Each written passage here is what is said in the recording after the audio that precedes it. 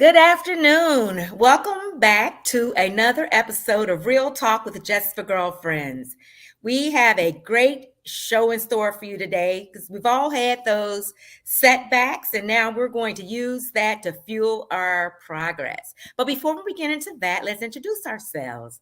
I am Michelle Skinner. I am a board member of Just for Girlfriends, and I also run Just for Girlfriends social media platforms. So you hear me say now and many times, please join us on all platforms with at just the number 4 and girlfriends, just like you see running across the bottom of your screen for more of these types of conversations. So Robin, can you introduce yourself, please? Yes, I'm Robin McFarland. I am also a board member of Just for Girlfriends, and its first official member. There's a story behind all of that.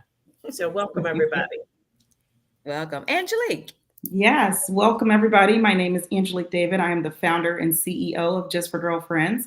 For those new listeners, Just for Girlfriends was founded on the premise that women are often so busy doing everything for everyone that we don't stop and take time for ourselves. So our mission is solely that, to help women embrace self-care and self-preservation by providing engaging activities as well as a mighty, mighty sisterhood that allows you to take off all of those hats and come together and enjoy some self-care. Amen. And I know Just for Girlfriends has been a lifesaver for me. And check us out on the web or on social media when you get a chance. Well, as I started off the show, today we're going to be talking about how to turn our failures into stepping stones. And we have a great guest here this afternoon. Is going to spend the next 30 minutes or so with us, Coach Mo. Welcome to the show, Coach Mo. Coach Mo. Hey, ladies. Hello. We are so happy to have you here. Can you tell our audience a little bit about you before we get into the subject matter? Yes, I am so happy to be with the Just for Girlfriends today. Yes. I am, so it depends on which Mo you met will determine which Mo you know. Okay. But currently, I am Coach Mo, Monique Roberson. And I think that intro is going to lead us to our topic today, because I have been a variety of things over the years. I've been an entrepreneur over 20 years, and anybody who has reinvented themselves, if reinvention was a person in the dictionary, honey, it's me. So this is a subject I know a whole lot about, but I am a personal and professional development specialist. I am an author. I was just recently a wife when I was on last time with y'all, but I have been a fabulous newlywed for the last 2 years. And I am a business person, but I am a woman first. And it is an incredible responsibility for us in the world. And we don't realize how that responsibility has to start with us first, or else we don't have anything to give those people. Right. That's right. That is right. That's our motto. Congratulations on the 2 years newlywed. Yes. Congratulations. Thank you. And not so shameless plug, but in this time we have put out a new book called Love Beyond 40. Because we must be reminded, ladies, that for those of us that do not have love yet, it's not too late, because that pour and that partnership can help us a long way in the things that we want to do and accomplish. So, okay. And where can they find your book? LoveBeyond40.com. LoveBeyond40.com. Oh, that's awesome. Love to hear it. Yes. Well, I don't know if you guys know, today is my 18th anniversary. Oh my gosh! Really? Quite a while. Hey, and you're celebrating with us today. How about that? I am celebrating with my girlfriends today. He's at work. We'll do something after. I love it. Congratulations. I cannot believe 18. Where? You still look 18. So I am real close to it. Yeah, you were a child bride, right? Well, that's awesome. Congratulations again. So let's dive right into our topic, because we know for some people, rejection, or when whatever they want, whatever goal they're trying to get, they don't get it, it can be paralyzing. So, Coach Mo, what is some advice that you have for those who hit roadblocks and just can't seem to get back on track? Sure. So my specialty over the years has been, or my motto tagline has been, helping stuck people get unstuck. Absolutely. I love And it. stuck happens high. So you could be at the top of your game and get stuck. Stuck happens everywhere in between. And sometimes stuck happens low. But usually we are in the midst of making things happen when we get stuck. Mhm. And I would be no one if it were not for the lessons that I learned. Yeah. So the way that I was able to continually reinvent, not realizing at the time that social media had people watching my reinventions, right? Because social media, we was just posting. We didn't know what we was doing 10, 15 years ago. on Facebook. True. But I continued to extract the lesson of what Mhm. that last thing that I had to end, stop, bankrupt, finish. I took the lesson and carried that piece over. And women are known for being emotional. And I'm a born in June Cancer baby. And so I'm certain that I am all of that. But I was able to detach my emotions, my strong emotions, from situations to just say, okay, but what did I learn here? And how can I use that next? And then I combined that with what really has been my specialty in coaching, which is manifestation, which means believing in that thing that does not exist until it exists. So I take a piece of information, decide what I was going to do next, and go and believe in that thing like it was already here until I could hold it in my hand. Yeah, manifestation is powerful. I've seen that work in my life and in others. So that's a great bit of advice. Yeah, and I would add that, when you think about manifestation, you also have to, and I'd love to get your opinion on this, Coach Mo, also be careful on manifesting negative things, because sometimes you'll hear people saying negative things about themselves. It could even be, oh, I'm too heavy set or whatever. Manifest, speak out loud the positivity, because you can accidentally manifest that negativity as well. Baby, without question. And that's why I was able to convince so many people in my red chair, the chairs in my office were red, that it worked, because I could show them by their story that they were sitting there telling me that they manifested exactly what it was that they did not want. Yeah. And so when you can say, you know what, I knew it wasn't going to work, and I knew it wasn't going to go right, and I knew, I said, well, what if we know something different? Yeah.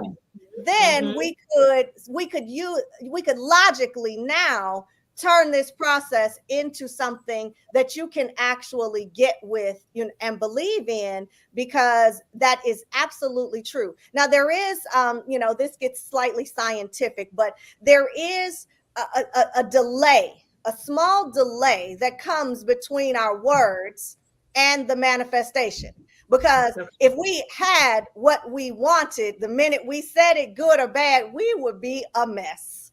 Yeah. Right? Yeah. So that little delay allows us to get in vibrational harmony with the thing that we are wanting. And that's the time that we just don't know how long that takes.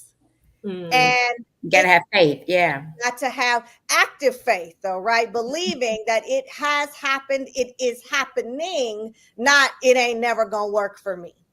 Right. Yeah. And that's different. How do you get people to get that patience? How does that come?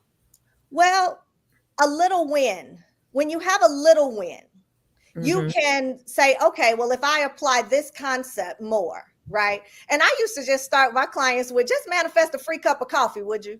Or a free French fries, or a free lunch. Somebody calls you out of the blue and invites you somewhere that you didn't expect, right? Or try to win those tickets, or like to have a little win.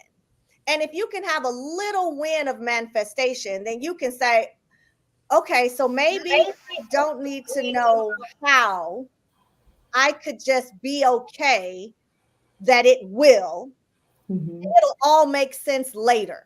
See, as women particularly, we like it to all make sense right now. Yeah.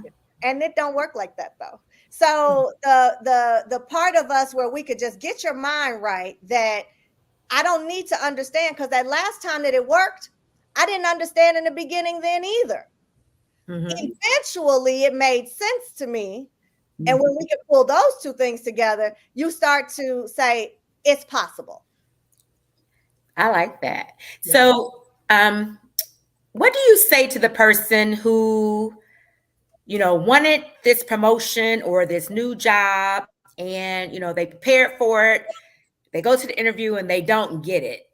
It What wasn't for what you. is their next step? What would you say to them? Grow, because either it wasn't for you or you were not ready for it. Mm, Because what's for you is for you, right? That's what I was gonna say. Yeah. yeah. So when that happens, you have to readjust and realign and realize that either I'm not who I need to be in order to get that thing, or that was the wrong thing, which is okay too. And I have often thanked God for unanswered prayers. Yeah. Right. I Right. mean, because those moments where I thought I knew and I thought I had it right, I didn't. But like I said in the beginning, I took that piece and said, well, what felt right about this? Right. The other thing, particularly when it comes to manifesting a promotion in the traditional work world, is who and how you have to posture in order to be on the level of that thing. Because sometimes we look at it and we say, it pays this much. I want to get paid that much. Mm-hmm. But John Maxwell will teach us the law of the lid, that you can't get more than, so you have to surpass the level of what it is that you want as a person, whether it be your business or your job. You have to surpass that thing in your own growth in order to then actually have it, because your business is never going to be more successful than you are as a person. All right. I You- like that. Yeah. Your the idea that what's for you is a model that I live by all the time, and that's happened in my life so many times. I will never forget. I was coming out of law school and I interviewed with a law firm that I just wanted to be at. I was so upset when they told me no. 2 years, so I got a job at another law firm. 2 years later, that firm was bankrupt. And I thanked so God that I did not get what I wanted, because I would have been sitting there out of a job. Yes. Right. And that's absolutely true. And I think that this sort of goes hand in hand with manifestation too, is that you can't covet what somebody else's have, because their blessing is not your blessing. And they say that, jealousy is the thief of joy. And it's so, if you so worry about what everybody else has, you cannot manifest the blessings that are meant for you. And So, that goes to what Angelique was saying, though, about that feeling, right? Because if my feeling is rooted in jealousy, or that you have and I don't, the dominant feeling is that I don't have. yeah. And so you cannot manifesting, and I, it's become such a cliche term, and I've been doing this for 20 years, but it means that I believe that I have right now, not will get or going to have. So that will have, I have it already, is a feeling and an energy that the universe does not know the difference between. But it is a very clear difference if you are in that coveting and jealous feeling that they have and I don't. So for the longest time, oh, come on, fireworks. For The universe really like that word, right? For the longest time, I was grateful for my husband as if I had one, even when I was extremely single. And when other people would get married, I was never the bridesmaid, but would occasionally attend. And I have nothing but joy for this other person and saying, when it's my turn, it's going to be this because my husband and I, and I use that language long before I ever met Mel. And I know that played a huge factor in, I was only looking for one person. Right. I had to date a lot of frogs to find him. But I was so specific about the person that I wanted that there ain't nothing you can't tell me that I can't create because I made a whole human on the earth. And he's my husband. But I created him out of words and out of feelings because I felt it as if it were already happening. That's amazing. I think that is, I mean, if we could summarize so far, we have, okay, if you don't get something that you want, or you've been derailed of some sort, there's a lesson there. Yes. I want to talk more into how do you find out what that lesson is? Are there any resources or any activities that somebody can do to find out? How do you determine what the lesson is? Well, not to plug, but Mel and I sat down and really worked through what the things were that we both did to get to here. And so the first part of the book is the work, right? We talk about how to navigate the modern dating world, how to, create the desire for your person. But we really sat down and identified what the lessons taught us and what the work needed to be. We ain't been married long enough, like Miss David there, to have enough write a book about marriage, right? We leave that for people who've been married longer, but we surely could write a book about how we got here to find each other. And the lessons are usually consistent.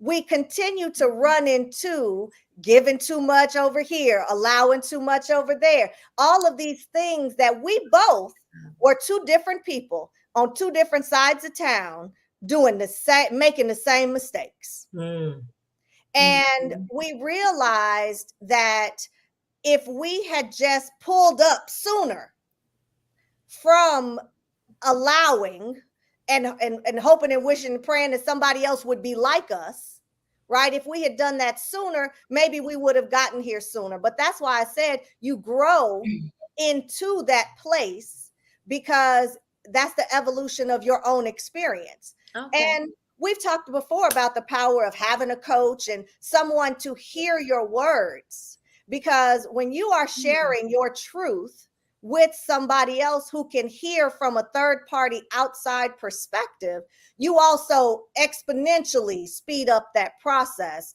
because we justify things in our heads. We'll journal and write down the truth. Get up from that journaling session and say, it ain't that bad. I can make it work, right? And that could be at work. That could be in relationships. That could be with your children, with your family. That is not relationship exclusive. Right. And the other thing I would say is the lessons that we need to learn are also in all those areas of our lives. The same you shows up at work. The same you shows up in your community service or your church or sorority or whatever it is. It shows up. And so you really could probably bypass all of that and ask your 5 closest friends, who am I and what mistake do I keep making? Because your friends know. They just entertain your Sometimes. And then I was going to say, because it sounds like you need some kind of, I was going to ask, call it an accountability partner or a coach or something. You need, because sometimes you don't hear yourself, like you were saying, like you're just close to it, right? Right. Or you find good friends like the ladies on this screen that will tell me pretty quickly. I don't get far down before they say, yeah. What are we had to learn that over the years too. But even sometimes, and even being open and, finding comfort in being open and honest enough to tell that truth. Coach Mo, so that people can listen, right? And kind of what I say, come to yourself, as my grandmother used to say. You got to come to yourself. You got to come and then do that. But I'm just about timing. I keep going back to this timing, right? Because there is no time, right? So have you seen in your practice, if they have a coach, right? again, it's not timing, but you say it's quicker. Mhm. By quicker, what does that mean? Yeah, as and manifestation and change happens instantly. It's just that sometimes we prolong the instant in which it happens. So by faster, when you are working with somebody who's not just listening to you, but pushing you and pushing back on you, you're able to dig in and do the work faster. Now, I've had clients who have come to my office and gotten the assignment like a prescription and gone and taken their antibiotics and done what I said to do and followed the work and seen what appeared to be magic happening fast. But Okay. I've had people who have come week after week after week, hear me say the same things. They're in coaching, but nothing is changing because they're not doing the work. So it isn't just that you show up to the session that makes it effective. What makes it effective is everything that you do between Tuesday and Tuesday at 2 when we talk again, that really changes the execution of what we can now do in our session together. And that's where that really is magical, because what it's me taking my power of belief and manifestation and partnering it with yours. So I have helped many people make big business dreams come true because they were not believing alone anymore. And that partnership of belief, I mean, would technically go back to the good book, right? Where how many? 2 or 3 gathered in his name. That's right. Absolutely. And so when you can really harness that power intentionally, sometimes with y'all, like with girlfriends, it just happens accidentally. Well, you know, we got this organization. We should do a show. Right. Y'all turn on the cameras. Wow. Yeah. Right. And you can do this. You can do this. Well, we want to talk to more people. We don't want to just talk to us.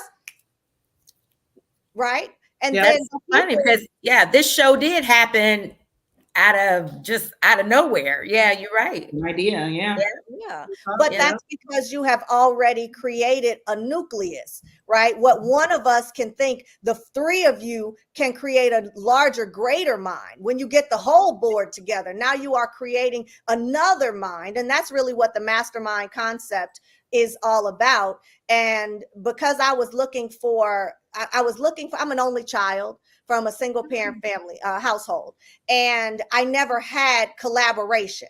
So in my marketing business, which was my first iteration of my entrepreneurial endeavors, I loved it because I got to pair my expertise with somebody else's business and passion, and then we could make magic together, right? But it was that same concept. And so I knew that in order for me to be most successful in life and business, I needed to have a partner that I could lay in bed with, create ideas, and then get up and go do those things, because I had that natural built-in collaboration, which is how we were on a trip to Albuquerque with our daughter for a track meet. And I was like, babe, let's watch a show. He was like, well, what about if we start writing that book you keep talking about? I said, well, let's. And the book was born. We titled it that night and started but I started on the cover before I had any words on the inside. Because what makes a book? The cover. Yeah, that's what attracts people to it. You're right. Yeah, absolutely. And so understanding that if I just made the cover of the book, the universe would think that I had a book, in which case everything else on the inside that needed to happen would happen how it needed to. And so that's what a coach or a good therapist, and no knock against any kind of therapy, because if you are in a therapizing situation, you are doing better than not. But I hear a lot of people say that their therapist listens for 55 good minutes, ask a couple of and so how does that make you feel? And we'll see you again next week. Now that, to me, is not the most effective. With my clients, I have been very involved, and because of social media, can watch what people are saying and doing and really know what they're executing in their lives on a regular basis. Your therapist can't even friend you on Facebook. That's against the rules. Your therapist can't be your friend and understand what's really happening in your life. So if you can find a right kind of partnership, and for many of my clients, it was a therapist and me. Sure. But being able to get the push that you need from wherever you can get it from is what speeds up that timeline, Robin. Sure. Okay. Awesome. You know, one of the things, just kind of hearing everything you're talking about and the power of two and believing and talking, it reminds me of parenthood, because it's a lot of, and I find it interesting, we'll pour into our children and make sure that they have all of this, but then we won't do it for ourselves, or we will leave ourselves empty, or we won't have the same belief. Like, we'll believe our kids could do whatever and go to the moon. But when it comes to us, we'll be like, but I can't go to the moon. So it's a good reminder, kind of back to that self-care, that just like you're pouring into others and the power of two, and you will do it with your children, to make sure that you do it for yourself as well. Absolutely. It's so important just to have that level of belief, account. And that's the other thing that works with coaching that has helped me so much over the years, is the accountability works both ways. So I have manifested some of my greatest accomplishments partnered up with a client working on something, because I'm gonna meet you out there and we're gonna do some work together. So I don't know what you might be working on and I might be working on, but when you can do that, but it's because I can't sit here and tell you and believe in you and then not think that I can, come on now, go do it. I don't know what I do for these fireworks, but I'm gonna take y'all everywhere I go. Just to share a recent journey, Michelle and I were texting this morning, and I am in the gym in a different way. I've done the yoga and Pilates and fell off during the pandemic and never really got back on, got married and got a few of them happy pounds. And my husband does all the cooking in the house and he's really good at it. And so my best friend is in the gym in a major way to compete. And she's lost 100 pounds in the last year. Oh, wow. And she is lifting and bodybuilding to get to stage. And we couldn't do the things that we used to do, because we used to go out, eat and drink, go to concerts, but she can't do those things if she's in the gym. So my accountability of us being partners made me say, well, where else if I got to catch you at the gym, then let me get to the gym. I didn't originally go to the gym for me. I went to the gym for her. Wow. Yeah. And I knew that I would benefit, but in my mind, I was showing up for someone else. Sure. You were supporting her dream. I was supporting her journey, right? And so now I show up for her and I show up for my trainer, because I pay him in advance. And I want to make sure that but those are things that motivate and push us, that help us believe in ourselves. This morning, I squatted 150 pounds. That is more. Wow. Amazing. It's amazing. 3 months ago, you couldn't. Child, I was struggling with 15. You hear me? Right. Yeah. And so today it clicked in. I might have started showing up for her, but every day when I go now, I go for me and I go for my future. And so we have to push ourselves in greater ways and tackle new things in our lives for ourselves, just like we would encourage our children to do. Yeah. Michelle looks like she's about to tackle a child right now. Look, We just don't know how many messages I'd have told them to be quiet when they get home, and they bumping and bumping. I'm like, if you don't make me put this on pause, like we live our life on these podcasts. I know, I'm like, please stop. Like, how hard is it? But you're I right. got a question about, so you say you're involved, Coach Mill. So I want to know how involved, because you talked about posting, I might see you out there. Like, I'm trying to get the depth of this involvement outside of 2:00 on Tuesday. So it's kind of it's the magic, but the deal that I've made with any client is I may observe in our private, in our social time, I may observe. And I used to put together all kinds of events for clients and do things and really build culture and community, right? So not just with me, many of my clients have become besties over the years. But I would say I will observe what I need to observe in our social time. But you ain't never got to worry about me pulling you over at the bar and being like, so girl, I'm going to save it for Tuesday at 2. And so I make the same deal with my friends because many of my friends have become clients over the years. Our friend time is our friend time. I don't want you judging me. I'm not judging you. We're just being friends. But if there is something that I observed during that time, I'm put it in my notes over here and we're going to talk about it because I want to make you better because I have this extra insight. And so, but you know what is often save people that it's not Tuesday at 2. They're afraid to reach out because it's not their time. And they might be venting on Facebook or, you know, social media, which allows me to go in and snatch them up real quick, alter the mindset and carry on with your day. So it has been beneficial over the years to be able to have that dichotomy of relationships with people. Yeah, that's pretty cool. So what kind of questions are usually when someone comes to you and says, Coach Mo, I need help? What are they usually coming to help for? Well, the help can be anything from usually wanting, most people by the time they come to me, they want a new life. They want a bit of new everything.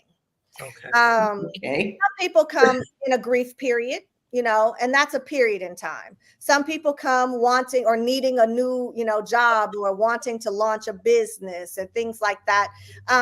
Whatever it is, though, all processes with me begin with forgiveness. So whatever we're working on or whatever you think you came for is not where we're going to start, because the stuckness, I can say unequivocally 100% of the time is tied to unforgiveness. I'd hang my hat on that. There is nobody that has a problem that will not stop or that will persist. If the problem persists, and the unforgiveness does not necessarily have to be in the same category as the problem. But 100% of the time, it is unforgiveness. Now, sometimes that unforgiveness is to ourselves.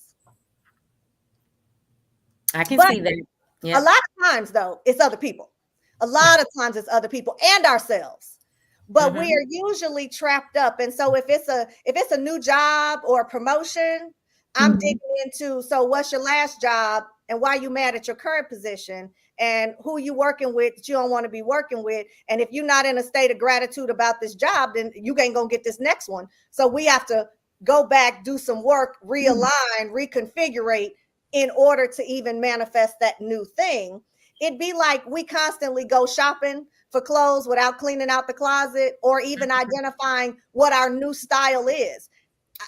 The clothes in my closet might fit my body. They just don't fit my style anymore. Right? But we have to clean that out before we go put in new clothes.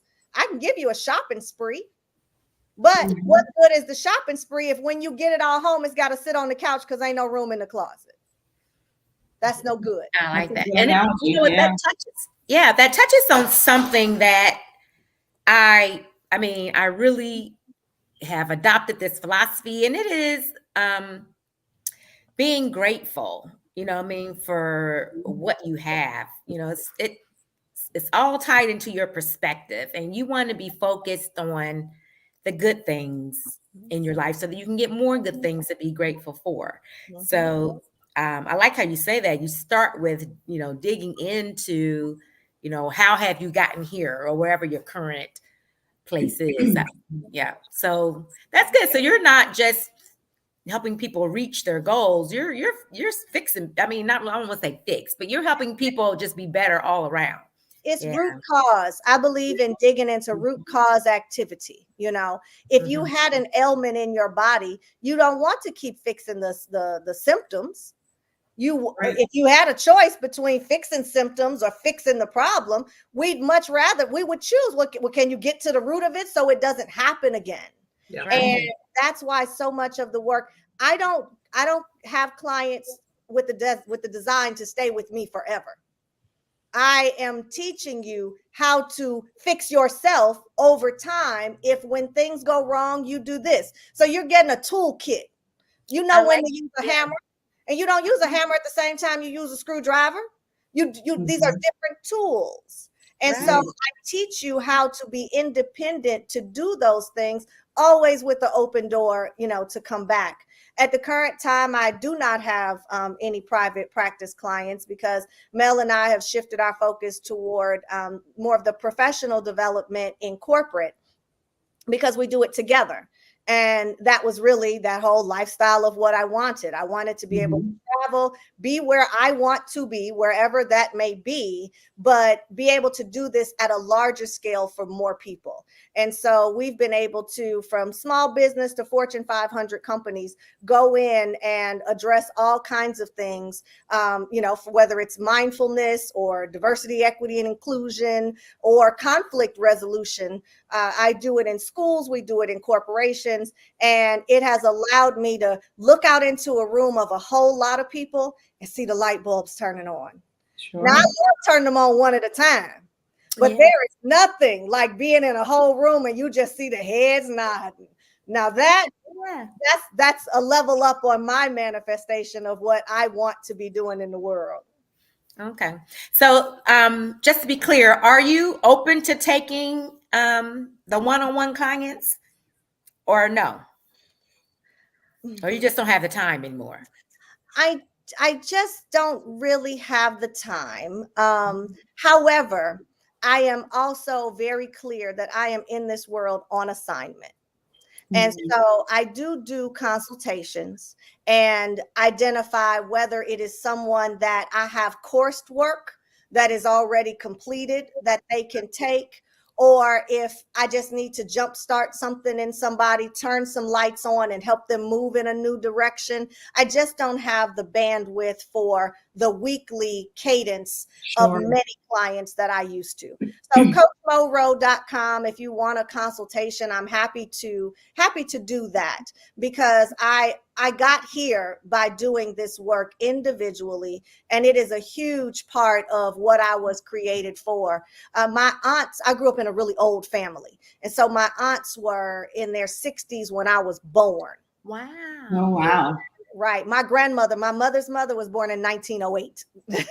So I come from this rich line of old ladies. And one of my aunties was absolutely, I don't know, they probably called her an evangelist, but she was a life coach.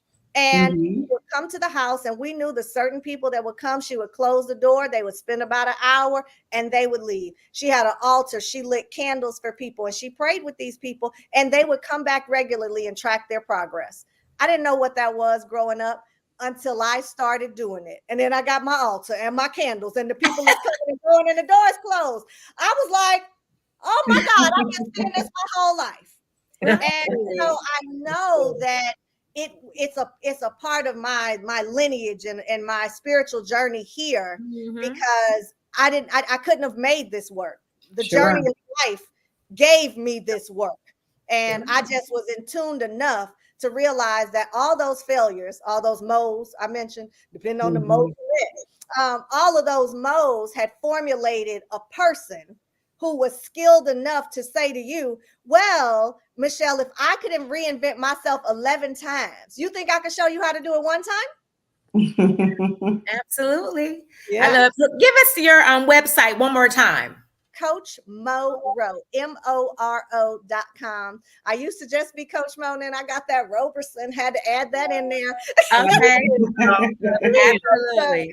CoachMoRo.com, LoveBeyond40.com, and I'm Monique Roberson, or Coach Mo Roberson in all my socials. I love it. Oh my God. Well, thank you so much. Ladies, do you have any last minute questions for Coach Mo? I do. One last minute question. Bring it on. When we were with you last time, you talked about your gratitude box. Yes. And that resonated with me. Are you still doing your gratitude box? And can you tell our listeners about it? Because I thought it was such a great idea. Yes. So my gratitude box is really just, I've got a jar now, actually. And I do colored paper because I like to see it in the clear jar. But it's really a consistent journey of gratitude, big or small, because sometimes so many great things are happening to us that we don't realize to hold on to them. But if you document it, You can get back to that thing and dump that jar from time to time, or dig in there when you need a reminder for those things that everything ain't bad. And we're so hard on ourselves that sometimes we just need to remember what we are grateful for. This body is working. There is money in the bank. There is more than enough money. If it's $0.04 and you got money in the cup holder of your car or in the top drawer in your dresser, you still have more than enough. And so it's remembering not to use the world standards as yours, because everybody's individual journey is different. Everybody's bank account is different. Everybody's love account is different. But if you could keep up with the things that you are grateful for in your own life, it'll help you keep your mind right and help you attract more good things. Absolutely. I love it. I absolutely love it. Oh my gosh. Well, thank you, Coach Mo. We really appreciate you, Thank you. spending this time with us. And everyone, you may get some new people. Our audience, they come from all over. And I even see someone is watching from Barbados. So you may have to do some virtual consultations here. We'll see. Right. Now I might go to Barbados to do it in person. I just got back from Cartagena, Colombia, and that is a recommended girlfriends kind of trip. Okay. All right. I'll happily go visit Barbados. Hit my line, CoachMoRoad.com. Thank you so so much, Coach Mo. This was wonderful. Thank you. This was wonderful as always. Appreciate you so much. You are a light of sunshine. Thank you. Absolutely. Great and that's energy. my nickname. So when a stranger calls me Sunshine, that's when I know I am just emitting the right kind of light and doing the right thing at the right time. So thank you for that. Absolutely. Awesome. And keep doing what you all are doing, ladies. Let me just say, it is no easy feat to be consistent at delivering something outside of yourselves. But what you are doing is as much for you as it is for the people that you are helping. So kudos and keep it up. Thank you so much. Thank you so much. Spread the word. We appreciate you letting everybody know about you being on here. I saw some people in the chat that were like, Coach Mo. So thank you. Yes, absolutely. And I'll share the replay as well. Have a great day, ladies, and thank you.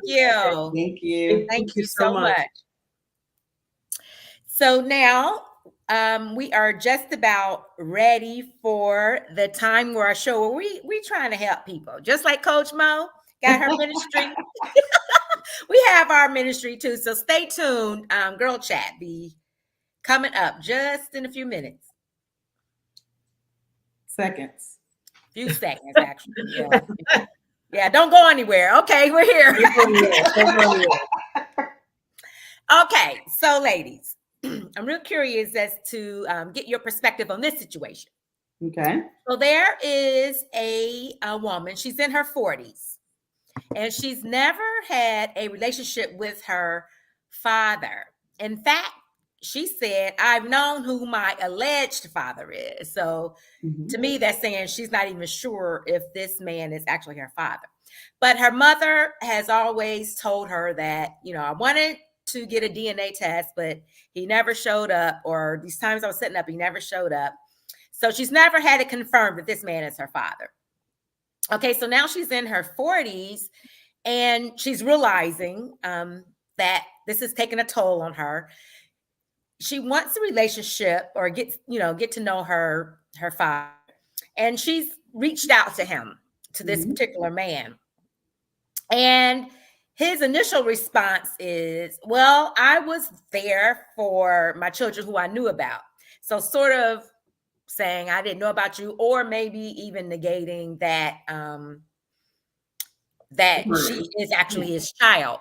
She said that she met him for lunch and she has a great job, a nice car. She was looking very nice. And she said she sort of saw this man was like in her pockets, like, oh, okay. He started being more interested when he saw, like what she drove up in, how she was dressed, the bag she was carrying. And she wants to know, should she, she got sort of a bad vibe. Should she try to pursue a relationship, or should she just say, no, I'm not going to go down this road, because she's trying to avoid heartbreak? What do you think?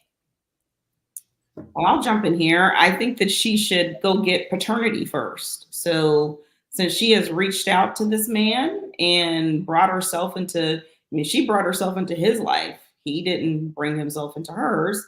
That's And true. so before either one of them get attached in any sort of father-daughter relationship, I think they should determine paternity. And through that process, they might find it might not be paternity. They might find each other to be friends, or they might continue to go their separate ways. But since she sought this out, I would say that there's something deep inside of her that really would like to know who her father is, and she should get those answers, because it may be that he isn't the one, and she continue on that journey. Yeah. I think that's a great first step. What do you think, Yeah. Robin? Yeah, How should she and I approach was the situation?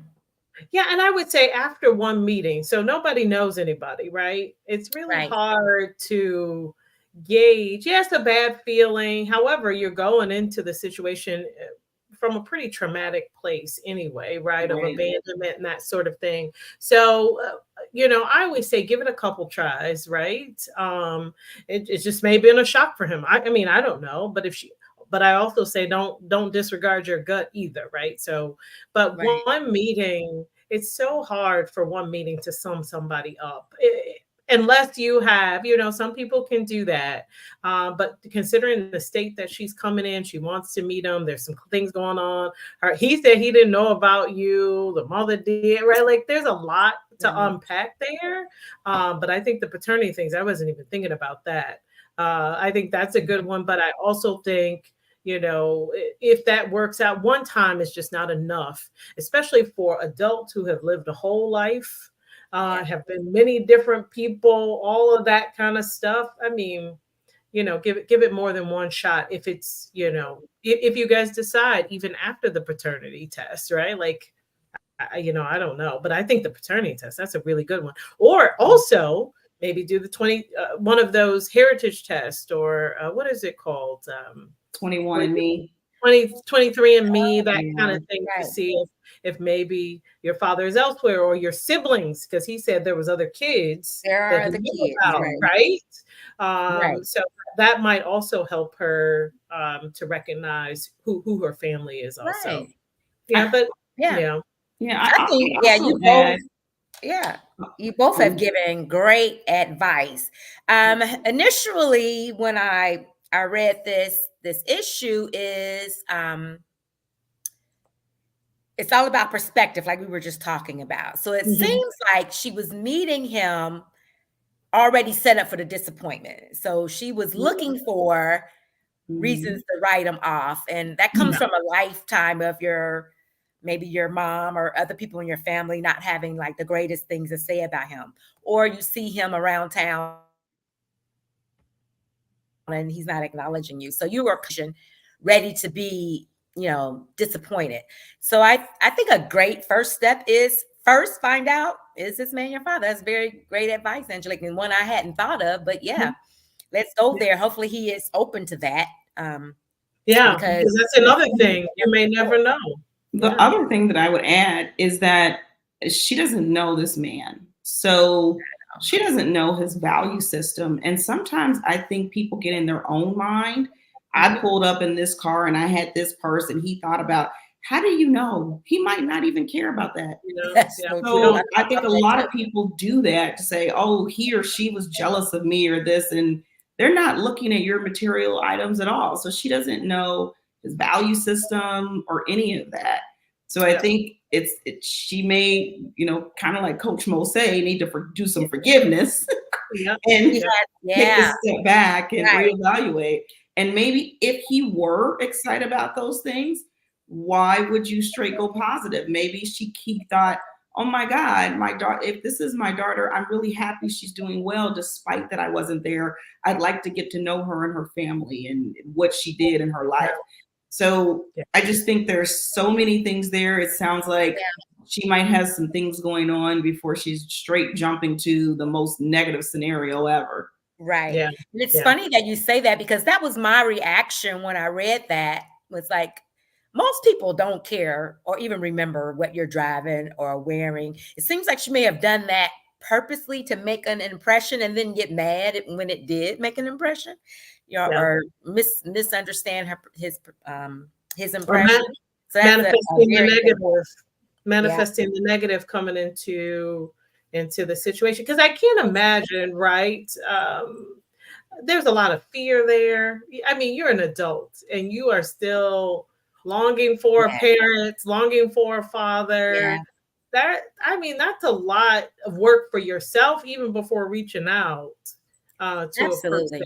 right? So I don't know, a lot of grace there, right? For herself probably needs to happen too. But I can't imagine that would probably be a little scary, right? For somebody who I know who my father is my whole life, right? And have had a relationship. Yeah. I couldn't imagine not people who don't know and really have. I mean, I've been in situations where people have been, man, grown adults, grown like plus 50 and lived many lives, right? And are still like, I still want my father to call me, or I still want my mother to call me. So I Right, can't it's even cool. imagine that deep-rooted abandonment, right?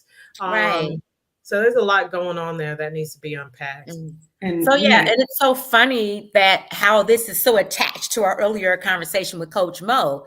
Yeah. But you're right, to start with forgiveness, herself and whoever else, and basically get your perspective focused on gratitude. Like, you still have time to figure out if this man is your father, and if so, start a relationship with him. Be grateful that you're able to have that opportunity if that's what you really want.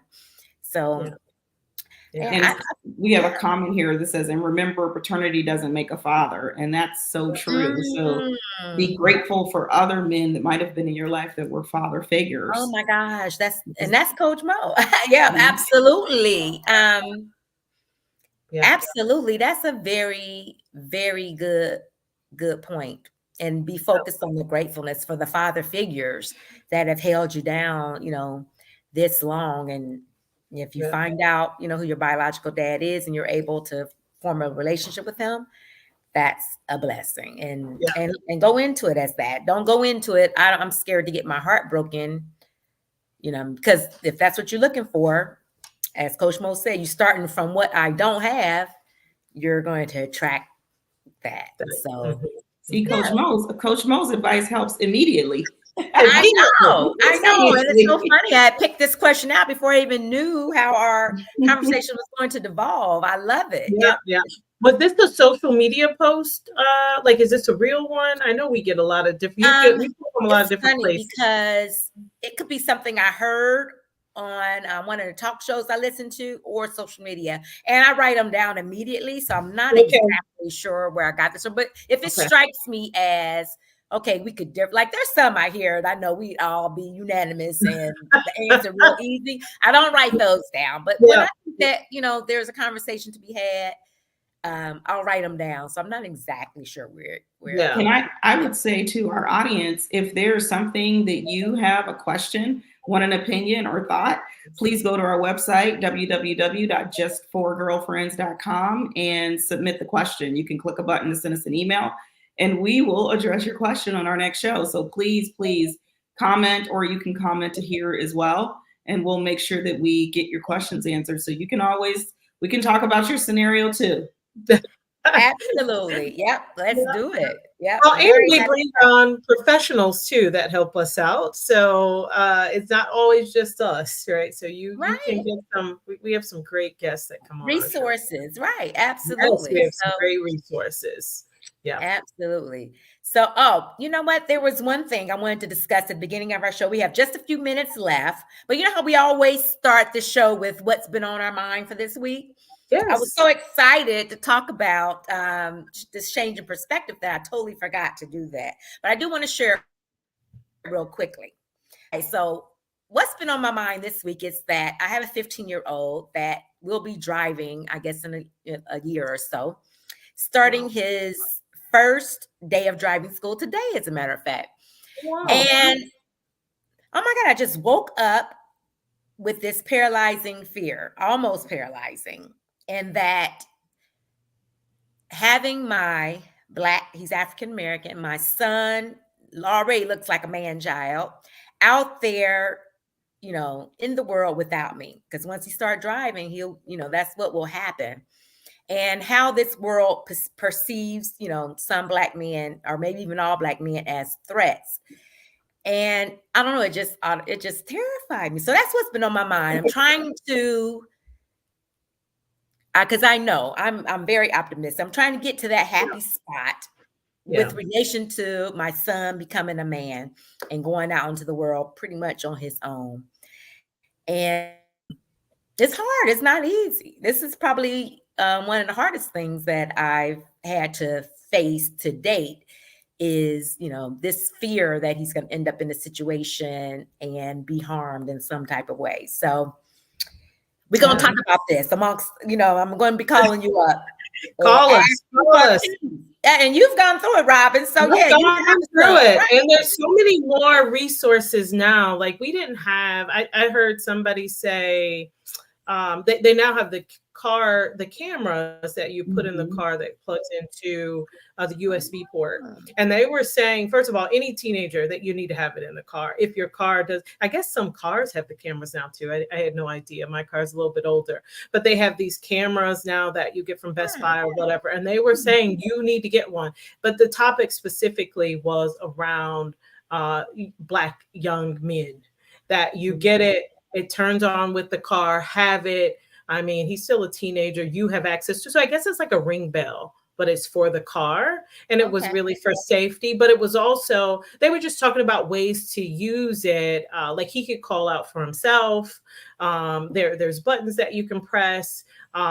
This particular guy or a young man, he was going to college and the parents were really concerned about him driving on the highways, different little towns that he had to go through as a Black man, that you have that and you have it as record. You have it as backup because it is a real fear. And I know everybody doesn't understand that, but it's a real fear. I did not have those things, right? I just didn't have them to be able to do. I didn't even have my son. We didn't even have cell phones and sharing location. And it was when you get there, you need to call me. And then when it's time for you to go home, you need to call and I should expect you home in 20 minutes, right? So any of that in between you couldn't do. So I don't know that you need to do all of that, but I heard that from a college student and it was his father talking to him about what you having the man talk and all of that kind of stuff about being on the road, how you have to handle yourself, all of that. And I will say, even as a woman, that's not something that I had to, that I was taught or I felt that I needed to, not to say that I didn't, but it was the father talking to the son. And I was like, wow, right? Wow, this is a thing. And I've actually had a situation. I was driving from Cincinnati to Chicago. If you ever taken that drive, it's a lot of rural areas in between there. And I may have been speeding, I'm not sure, but I got pulled over by this policeman. I was on the phone with my brother at the time, like on the speakerphone. So when he pulled up, he was being really nasty. He didn't know my brother was on the phone. And my brother was like, "Who is that talking to you like that?" And I told him that man got so nice after that. You know what I mean? He totally switched up his vibe. Yeah. You made me remember that. I'm glad because I was much younger when that happened. And Coach Mo says she's got a solution for you too. So I think she said that, but I just think there's so many more. So I did not have these solutions, right? So it was have a discussion, call me. There's just so many more things, but there's nothing like the trust of you between you and your child and some education. There's nothing, right? Really, technology can't help with that. So I feel like that's probably the first part, but that's valid concern.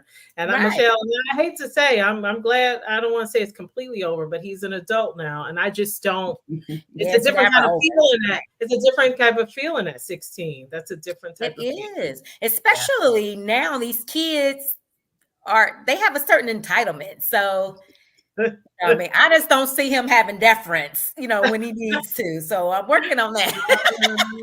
I'm working on that. Yeah, lots to work on. Yeah, call Coach Mo. She said call you after. That's okay, I'm looking forward to that. Thank you, Coach. I appreciate it.